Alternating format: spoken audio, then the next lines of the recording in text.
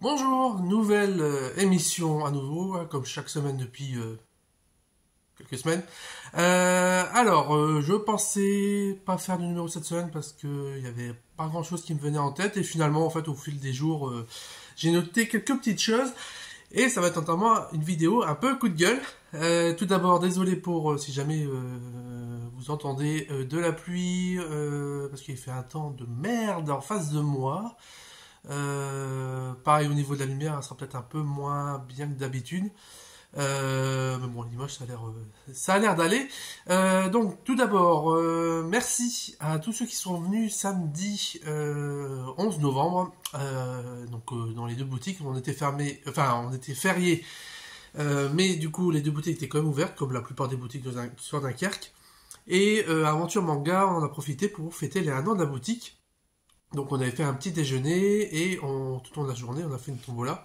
Moi j'étais déjà étonné qu'on avait déjà quelques personnes à vol ouvert, enfin, qui attendaient l'ouverture de la boutique. On a dû avoir 5 6 personnes déjà dès le départ. Et en fait tout au long de la journée ça a été un flux continu et très présent. Alors je pense que même si on n'avait pas fêté les 1 an de la boutique, on aurait fait un bon chiffre. Mais quand même vous avez quand même été nombreux à être venu pour ça, à avoir attendu la semaine pour venir chercher vos mangas, à même être repassé pour participer une deuxième fois, voire une troisième fois à la tombola. Le principe de la tombola, c'était en fait, il suffisait d'acheter au minimum un manga et vous pouvez piocher un petit ticket qui était numéroté entre A et G. Et en fait, selon la lettre, ça correspondait à un sac, et dans ça, vous pouviez tirer un ou plusieurs lots de votre choix. Donc il y avait tout, des badges, des posters, des grosses box éditeurs pour les gros lots, il y avait des mangas, il y avait des autocollants, il y avait des porte-clés, enfin bref, c'était un truc, en fait, ça fait plus d'1 an qu'on emmagasine des lots, comme des extébris, des posters, etc. Enfin bref, tous les petits trucs que les éditeurs peuvent envoyer pour des opérations. On en regardait quelques-uns. On avait aussi demandé à des représentants de nous en filer, donc je pense notamment à Fred d'Interforum qui nous avait filé plein de badges. Donc c'était cool. On a encore de quoi faire, donc on verra ce qu'on en fait peut-être au moment de Noël. On verra bien. Donc c'était cool. Merci d'avoir été présent. Merci d'avoir mangé les cookies, les petits pains et les croissants. Donc c'est cool. Moi j'adore faire ce genre de petits événements. Là c'est le dernier de cette année. Donc ça cloue un peu tous les événements de la boutique de cette année. Et c'était assez crevant parce qu'il y a eu quoi? Il y a eu les 1 an d'Aventure Manga, on a eu la journée comics à Aventure BD, il y a eu la journée One Piece, il y a eu Space Family, il y a eu Halloween. Je crois que grosso modo c'est tout, ouais, donc journée comics, Halloween, Space X, One Piece et les 1 an d'Aventure Manga, ce qui fait 5 événements si je n'oublie pas. Il y a aussi eu, oui, la bourse aux livres, compilée à la dédicace de Chloé. Donc, mine de rien, ça fait quand même pas mal de choses. C'est assez crevant, enfin, crevant. Il y a toujours pire, hein, mais c'est toujours assez stressant à faire parce qu'on se demande est-ce que ça va marcher ou pas, est-ce qu'on a bien fait les choses. Voilà, journée comics, moi j'étais un peu, voilà, surtout que c'était pas la même date, etc. Et surtout que moi je veux que les gens qui sont invités, qui sont présents, soient satisfaits de l'événement pour lequel ils sont déplacés, et pareil pour les clients qui viennent. Donc c'est pour ça que je suis assez stressé. Christophe m'avait confié une bonne partie des événements, donc notamment la journée comics, ça il me laisse totalement libre de contacter les auteurs, cosplayers et tout ça. Pareil pour la bourse aux livres, il m'avait laissé préparer les inscriptions, la com, etc. Lui s'était chargé notamment au niveau de l'accueil pour les tables et l'emplacement. Voilà, la journée, il me laissait voilà, jeter un œil pour faire attention que tout se passait bien. La journée Halloween, donc c'est Chloé, c'était l'initiative de Chloé, donc moi j'étais pas à ce moment-là, mais donc c'était vraiment Chloé qui s'en est chargée. J'ai aidé au niveau de la mise comment dire, de la communication. One Piece, c'était One Piece et SpaceX, c'était Apolline, donc il s'est chargé notamment de la déco, de l'animation, etc. Moi, pareil, j'ai donné un coup de main au niveau de tout ce qui est préparatif, mise en place, animation, notamment au niveau enfin, surtout au niveau de One Piece. Où j'ai bien aimé faire le con. Et pareil, la journée aventure manga, bon, j'ai préparé les lots au niveau des étiquettes, etc. Et après, bah, Pauline, Chloé et moi, pendant la journée, bah, on s'est relayés pour mettre en place tout ça. Donc chacun a eu sa part de responsabilité, enfin, a pu gérer un ou plusieurs événements. Donc entre moi, Apolline et Chloé. Donc globalement ça s'est bien déroulé. Tous les événements ont eu globalement du monde. Donc c'était assez cool. Il faut que au niveau de la com, ouais, donc en gros, ouais, moi j'étais toujours présent au moins au niveau de la communication, parce que le truc que j'ai toujours peur aussi, c'est que par exemple que Chloé et Apolline s'investissent dans un événement, une mise en place, et que derrière, si il n'y a pas suffisamment de communication en amont, j'ai peur qu'au final il n'y a personne et qu'elle soit frustrée du manque de monde. Donc on avait contacté le phare et tout ça, donc c'était cool. Voilà au niveau de ça. Donc l'année prochaine, pour l'instant, il y a plusieurs projets qui sont en tête, notamment un projet de l'initiative de Chloé qui devait se faire à la rentrée, mais en fait avec tout ce qu'il y a eu, les sorties, etc. Enfin, c'était pas possible, donc on va essayer de mettre ça en place en début d'année prochaine. Ça rime avec club, ça rime avec lecture, et voilà. Donc j'espère que ça va bien se faire en place, on va mettre en place. De toute façon, il y a pas mal déjà de préparatifs qui avaient été commencés, donc normalement ça devrait aller. Je pense en janvier ou février, ça devrait pouvoir se faire. Moi, pour des choses que j'aimerais mettre en place, j'ai quelques idées. Il y en a une qui a l'air d'être enfin bien partie, qui a mis 10 ans. Parce que l'année prochaine, je fête mes 10 ans de libraire et j'ai envie de me marquer un peu le coup. Donc j'ai deux trois idées. J'aimerais, voilà, au niveau de dédicaces. La journée comique, j'ai envie d'intensifier encore le truc, notamment avec Nicolas, le Spider-Man. Donc on a commencé à réfléchir à ce qu'on pourrait proposer et pour voilà, améliorer le truc avec une asso. Enfin bref, on est en train de voir ça. Et moi j'ai envie de marquer le fait que ça fait 10 ans que je suis libraire. Je sais pas si j'oserais faire une journée spéciale 10 ans petit libraire, parce que ça fait peut-être un peu quelqu'un qui se la pète un peu, mais je sais pas, j'aimerais faire une, ouais, je sais pas, mais dans le sens pas pour me la péter, mais pour remercier les gens de tout ce que ce métier m'apporte depuis 10 ans. Voilà, faire un peu, voilà, je sais pas encore, si jamais vous voulez m'en parler à la boutique, donner votre avis. J'ai pas envie que ça paraît un peu trop pompeux, présomptueux. Voilà, moi je veux simplement remercier les gens. Donc avec un petit discours, des choses comme ça. Voilà, je sais pas, je réfléchis encore. Mais voilà, donc on a deux, trois choses en tête qu'on aimerait faire. Alors le truc c'est que c'est pas parce on est 5 dans la boutique qu'on a plus de temps. Non, non, non, non, non, non, non. Ça, je l'ai déjà dit plusieurs fois à Christophe. Le problème déjà, c'est que du coup maintenant il y a deux boutiques. Donc par exemple, moi c'est très rare que je travaille régulièrement avec Chloé et Apolline. On se voit souvent le midi, mais c'est vrai que c'est rare qu'on travaille ensemble la journée. Christophe, du coup, lui, donc qui déjà s'occupait pas mal de la gestion, forcément en étant gestionnaire d'Aventure BD. Le fait qu'il y ait aussi Aventure Manga en plus, ça rajoute pas forcément énormément de trucs, mais voilà, il y a quand même plus de factures, des choses, même si ça c'est pas non plus comment dire insurmontable, mais voilà, le fait qu'il est encore beaucoup plus occupé au niveau de la gestion, il s'explique aussi par le fait qu'il a embauché du monde. Donc l'idée c'est que aussi ça lui permet de dégager du temps pour s'occuper davantage de la compta, de la facturation, des commandes, des rendez-vous avec les représentants, voilà, d'être plus investi là-dedans. Même s'il fait toujours du conseil, etc.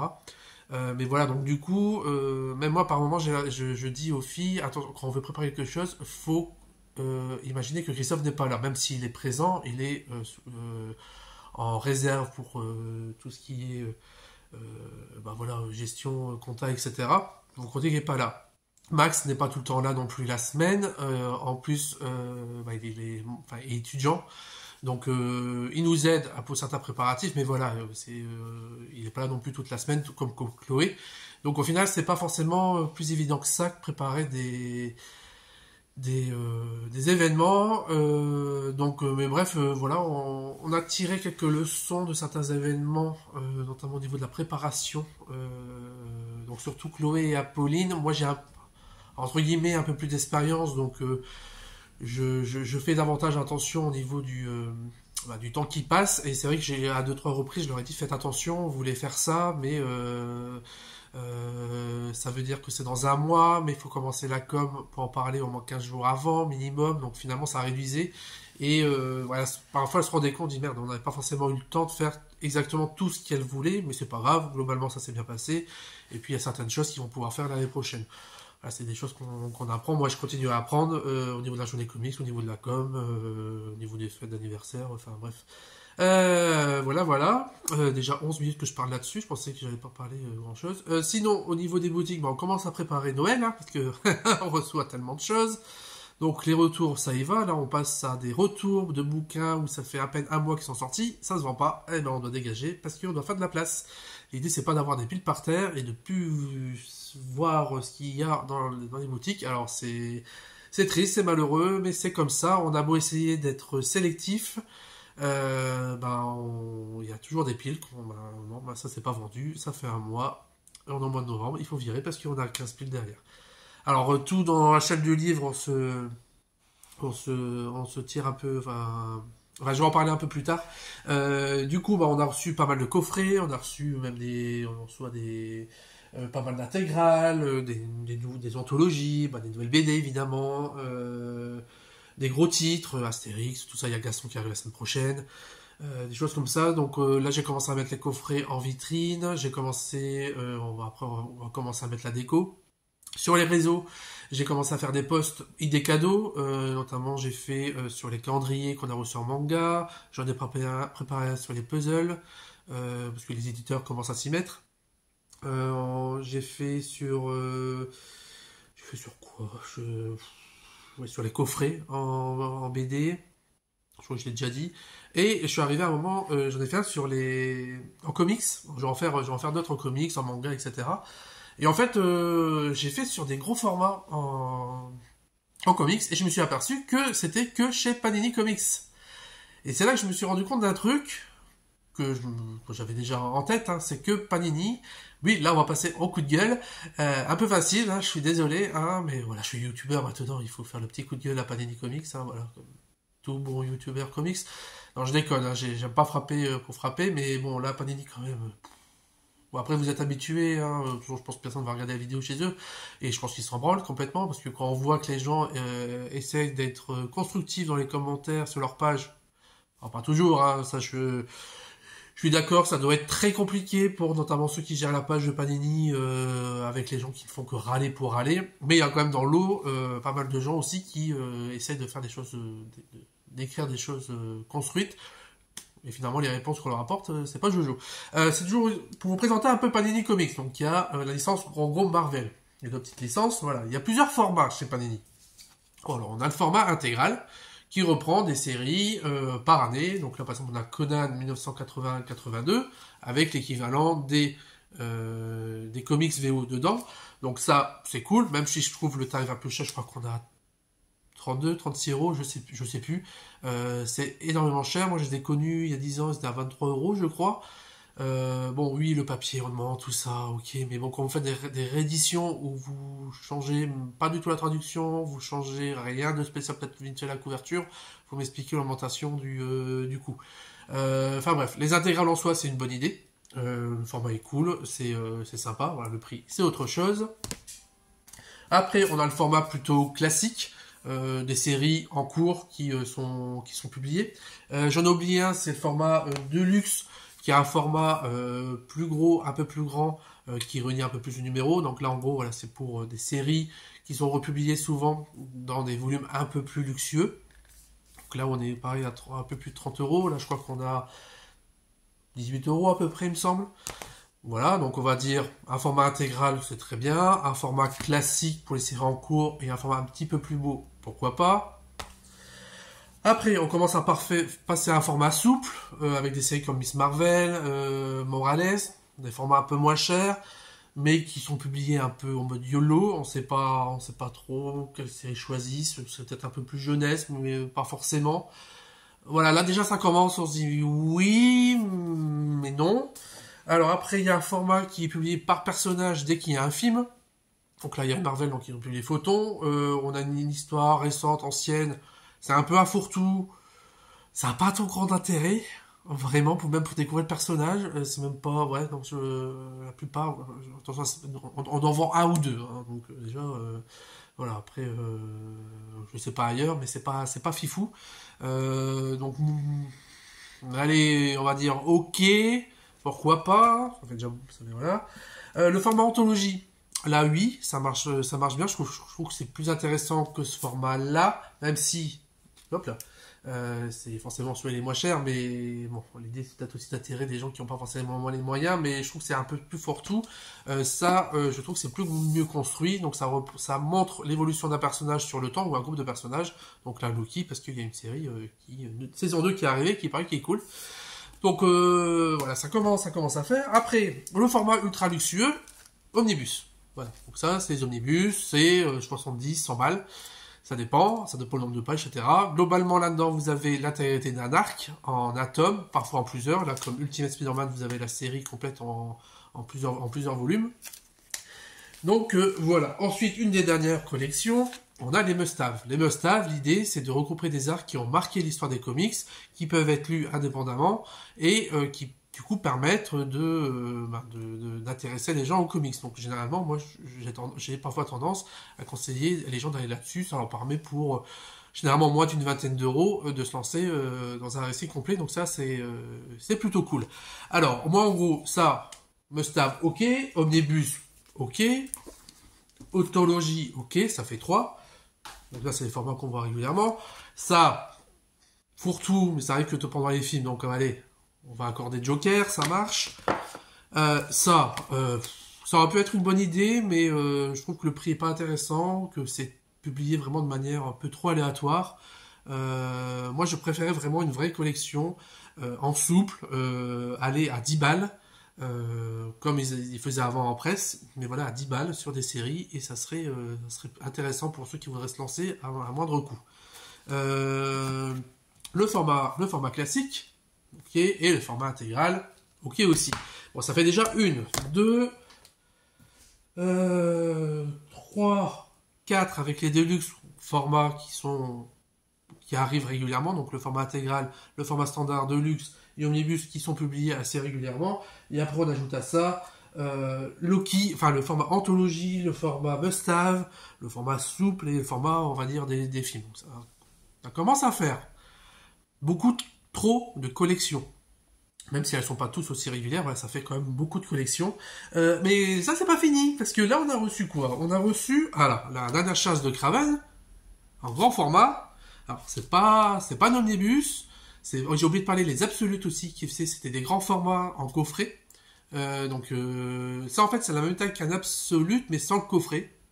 Alors, est-ce que c'est nouveau absolute? On ne sait pas trop. Donc là, ça renie, tout ce qu'il y a eu sur Kraven, sauf la dernière série, qui est paru dans un autre format. Voilà, ça c'est, je sais plus combien c'est, 70 balles, c'est trop, enfin, elle est belle, hein, c'est beau, hein, y a pas de problème, mais c'est trop, dernière chasse de Kraven, hein, achetez celui-ci, hein, normalement c'est moins de 20 balles, sauf si vraiment vous voulez un très bel objet, ok, c'est un très bel objet, parce que en dehors de tout ça, globalement, ce sont des beaux formats, ce que fait Panini. Voilà, je veux dire, là, c'est quand même une belle couverture, c'est soigné, l'intérieur aussi. Mais ça rajoute encore un format. Qu'est-ce qu'on a après? On a eu quoi? Conan Colossal. Alors, je sais pas, c'est le format colossal. Au niveau de l'objet, ça ressemble à un omnibus avec comment dire, un dos arrondi, mais c'est un format beaucoup plus grand. Donc c'est quoi, un omnibus colossal. Ouais, encore. Donc ça c'est encore, je sais plus combien c'est encore le prix d'un omnibus. Hop. On a reçu quoi? On a reçu ça. Alors ça, je sais plus. Je crois que c'est un peu plus grand que le Kraven que je vous ai montré. Alors ça, là, en fait, ça renie toutes les premières histoires de la plupart des personnages. Donc en soi, c'est intéressant. C'est une espèce d'anthologie qu'ils avaient un peu fait avec qu'ils avaient fait avec Je suis Stanley. Et là, du coup, ils l'ont fait encore format beaucoup plus cher. Et je vois pas très bien à qui ça s'adresse. Parce que le problème, c'est que des gens qui connaissent pas forcément le comics, ça pourrait les intéresser, mais ils vont pas forcément claquer plus de 50 balles dans un bouquin. Ceux qui ont l'habitude des comics, bon, je vois pas très bien si ça pourrait l'intéresser. Alors, à part le gars qui est vraiment complétiste, pourquoi pas. Évidemment, au moment de Noël, pourquoi pas, ça peut faire un beau cadeau, mais voilà, moi je sais pas. Je sais pas ce que c'est ce format, est-ce que c'est un format qu'ils vont sortir une fois de temps en temps. J'en sais rien, mais ça fait encore un énième format. Putain, ça va se péter la gueule. Et après, on a quoi? On a eu Providence et ce bouquin-là, là, il est gentleman extraordinaire, qui est là, a un dos toilé. Donc c'est encore un autre format, un format luxueux, je sais pas, encore. Et encore une fois, c'est beau, il n'y a pas de problème, c'est beau, il n'y a pas de souci. Mais ça commence à bien faire, Panini. On a l'impression qu'il y a plusieurs services chez Panini Comics et que ils font un peu, chaque service fait un peu son truc, ils proposent ses idées et puis YOLO, on y va, on sort. Et sur chacune des idées, c'est cool, c'est bien fait, c'est bien produit. Mais au final, quand on regarde un peu la collection, bah, c'est un vrai bordel. Donc, je suis désolé, encore une fois, Panini, c'est facile à vous taper dessus, mais en même temps, vous aidez pas les gens, vous aidez pas les lecteurs, vous aidez pas et vous aidez pas les libraires, parce que en plus, ce qu'il faut aussi penser, c'est que ces formats-là, la plupart ne rentrent pas dans les étagères des librairies. Donc, qu'est-ce qui va se passer une fois que Noël est passé? On va les retourner. Donc, je pense que vous allez vous payer un retour, mais hallucinant. Parce que, oui, je pense qu'on va peut-être en vendre certains au moment de Noël. Parce que voilà, il y a le côté achat compulsif, on va faire plaisir, on se lâche un peu. Il n'y a pas de problème. Mais encore une fois, la plupart, ce sont des produits des objets qui sont bien faits. Mais vous allez vous prendre encore une quantité de retours astronomique. Et je sais pas comment vous faites pour vous en sortir. C'est hallucinant. Alors, tous les éditeurs de comics, les autres sont pas non plus parfaits. Hein, d'accord. Panini fait aussi de belles choses. Encore une fois, je reconnais que ces éditions sont cool, que la plupart des formats sont sympas, intégral, tout ça, c'est bien pensé. Mais là, vous multipliez les formats, vous faites des trucs, vous rééditez, vous arrêtez, vous rééditez des choses, pas dans l'ancien format, mais dans un autre. Donc les gens qui avaient commencé dans le format, ils sont emmerdés. On veut se lancer dans Spider-Man. Pour moi, je considère que Ultimate Spider-Man, c'est une très bonne série. La seule moyen pour un nouveau lecteur de se lancer dedans, c'est de dépenser 70 balles pour le premier intégral Spider-Man. Alors oui, il y a un must-have qui a été fait avec le premier arc d'Ultimate Spider-Man. Mais bon, s'il aime bien, il aura reclaqué de l'argent pour... Enfin, faut arrêter. Faut arrêter au bout d'un moment. Je sais pas, moi. Faites une collection intégrale. Faites une collection classique pour vos séries en cours. Faites une collection souple à 10 balles. Faites des omnibus. Voilà, ça fait 4 formats. Et après, vous pouvez faire à la limite des formats luxueux. Mais arrêtez avec les trucs souples pour les films, les anthologies. Les anthologies, en plus, on a un peu ça dans les intégrales. Enfin, vous faites vraiment un vrai format anthologie. Enfin, je sais pas, mais pour moi, voilà, un format intégral, un format standard, un format souple, un beau format omnibus, et parfois de temps en temps en fin d'année, voilà, des coffrets, etc. Et puis voilà, et puis de toute façon pour les films, de toute façon vous sortez plein de trucs et ça se vend pas. Ça fait 10 ans que je fais ce métier, le MCU il a plus de 10 ans, à chaque fois qu'il y a un film qui sort, il y a une quantité de dingue qui sort au niveau des bouquins. Sauf pour ceux où on sent que ça n'a pas marché. Pour Marvel, il y a quoi 3-4 bouquins qui sont sortis. Mais moi, je me rappelle toujours de Black Panther, il y en avait je ne sais pas combien. À chaque fois, ça se vend pas. Hein. Parce que de toute façon, les gens qui vont voir les films ne vont pas, la plupart, ne vont pas pousser les portes des librairies pour aller prendre des comics. Ceux qui ont l'habitude de lire du comics, de toute façon, ils peuvent pas tout acheter. Donc c'est complètement débile. À la limite, voilà, vous sortez pour un film une belle anthologie, un petit bouquin pas cher, et puis voilà. Et à la limite, un troisième bouquin d'un truc, une série qui est pas encore sortie pour les lecteurs habituels. Voilà. Mais arrêtez d'en sortir des tonnes, c'est débile, des formats sub à petit prix là, comme Photon où ça a des fourre-tout et au final, bah même les gens, enfin, je vois pas comment ça pourrait intéresser les personnes en fait. Au final, voilà.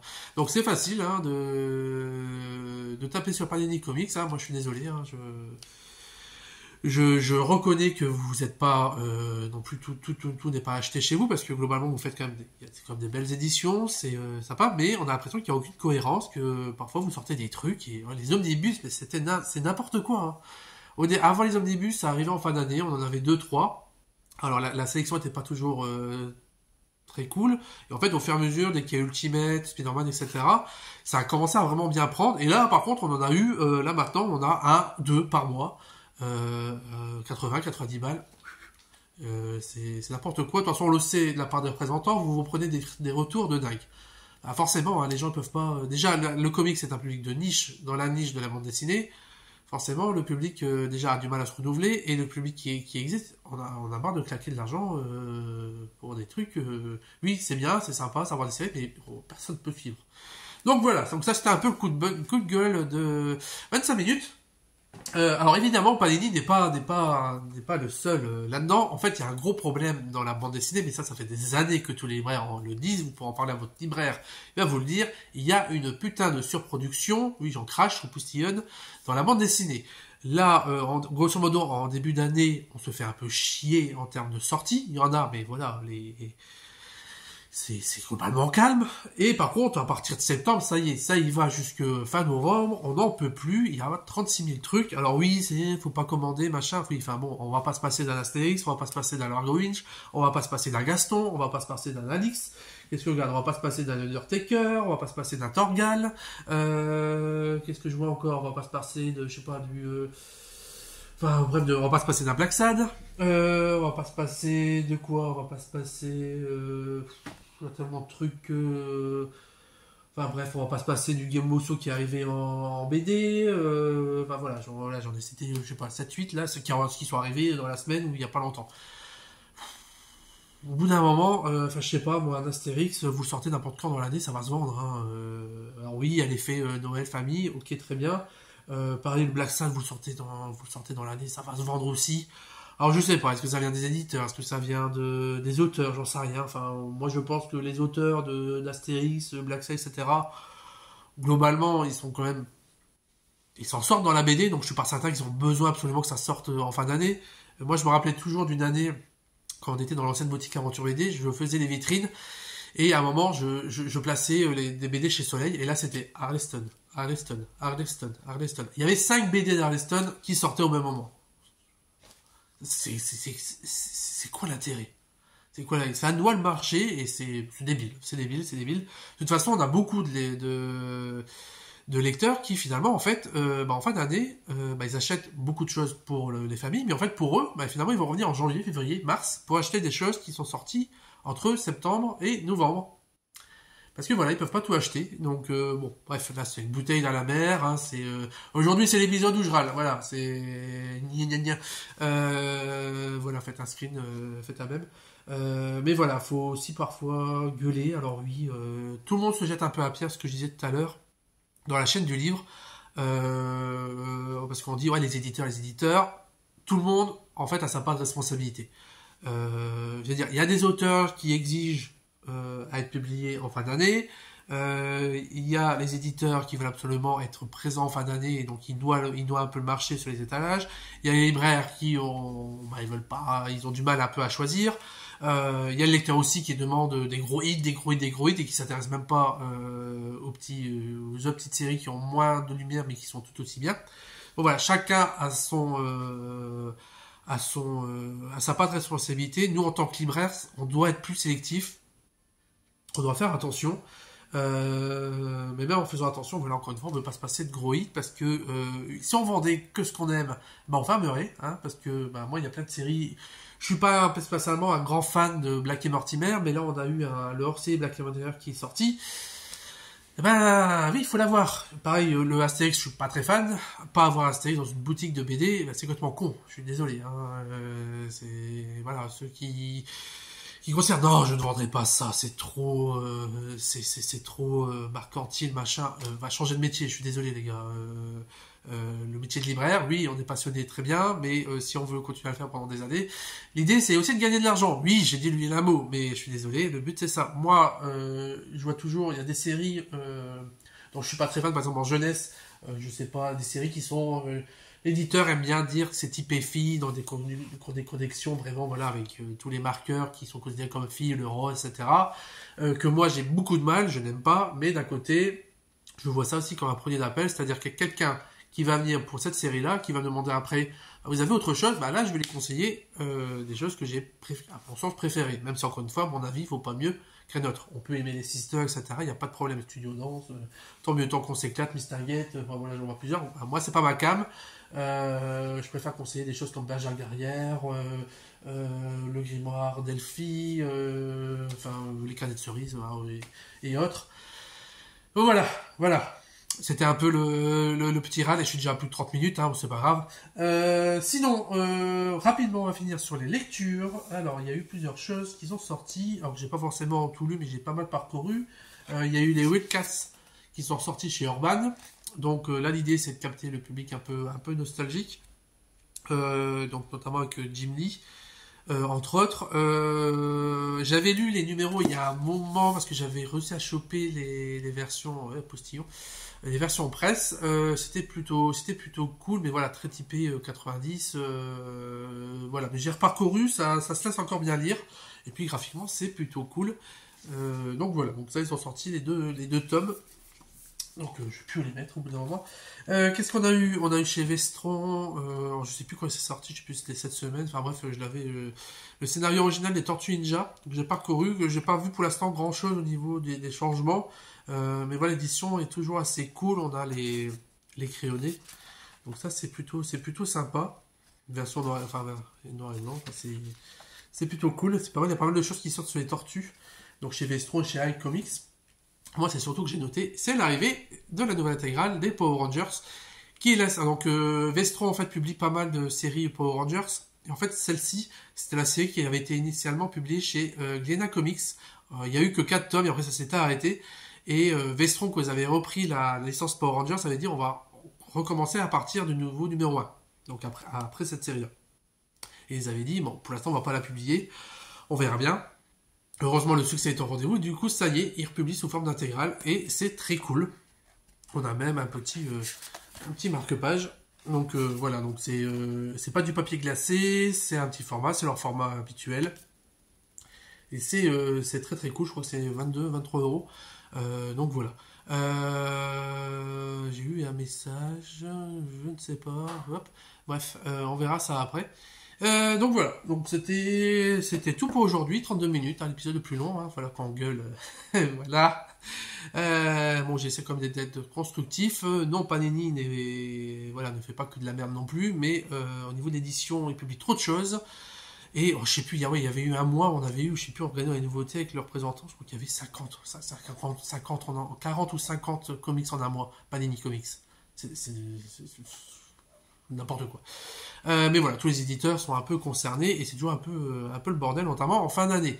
Mais bref, j'aime toujours ce métier, je m'éclate et je suis quand même content de voir plein de nouveautés arriver. C'est aussi un peu le côté, voilà, la magie un peu de Noël, même si, encore une fois, il faudrait que ça soit plus, que les gros hits soient plus espacés dans l'année parce que trop de choses en fin d'année avec trop de gros titres, bah, les gens ne peuvent pas suivre et pareil, du coup, ils ne peuvent pas s'intéresser à des petits, des œuvres moins mises en avant, qui sont toutes sympas, mais qu'on les voit arriver, on sait que si on ne les remarque pas pour les mettre en avant, ils vont être noyés, ils vont être retournés. Voilà, presque 34 minutes, à moitié à râler, voilà, voilà, c'est un peu ça aussi, hein, on est humain. Hein. Bref, bah, je vous dis à la prochaine, merci pour la vidéo, n'hésitez pas à me dire ce que vous en avez pensé. Merci d'ailleurs pour les retours que j'ai eu sur la vidéo la semaine passée. Alors pas en commentaire YouTube, mais enfin Actuellement, je crois que j'ai pas eu de commentaires sur cette vidéo-là. Elle a bien fonctionné. Par contre, j'ai eu pas mal de retours clients directs qui m'ont demandé notamment comment ça s'était passé avec Richard Dean Anderson. Donc c'était assez cool. Donc voilà, donc si vous voulez râler un bon coup sur Panini Comics sur les éditeurs, n'hésitez pas à passer en boutique. Hein. On aime bien, même Apolline, Chloé, ils aiment bien râler. Christophe aussi, de temps en temps, il aime bien râler sur certains trucs. Max, c'est le plus calme d'entre nous. C'est le plus calme, mais bon, je pense que s'il pourrait râler un petit coup, il verrait aussi, notamment au niveau manga, ou pareil, au niveau des coffrets, c'est un peu n'importe quoi aussi, parce que oui, ça concerne comics, franco-belge, et évidemment manga, j'en ai pas trop parlé, mais c'est aussi le bazar là-bas. Bref, je vous dis à la prochaine, merci de m'avoir suivi, et j'espère que cette vidéo pendant votre post-toilette a été agréable. Par contre, 40 minutes, 35, faites attention dans les fourmis dans les jambes. Voilà. Bisous!